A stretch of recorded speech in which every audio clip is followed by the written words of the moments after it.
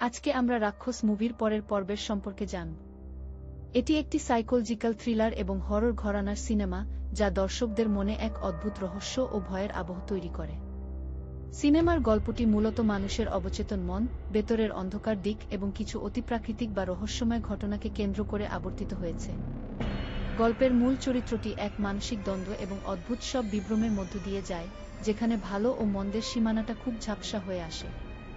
চারপাশের পরিবেশ এবং কিছু মানুষের রহস্যময় আচরণ গল্পটিকে আরও বেশি জটিল ও রোমাঞ্চকর করে তোলে। সিনেমাটির ব্যাকগ্রাউন্ড মিউজিক এবং সিনেমাটোগ্রাফি দর্শকদের এক অন্যরকম গা ছমছমে অনুভূতি দেয়, যেখানে প্রতিটি পর্যায়ে উন্মোচিত হয় নতুন কোনো চমক এবং রোমহর্ষক সত্য।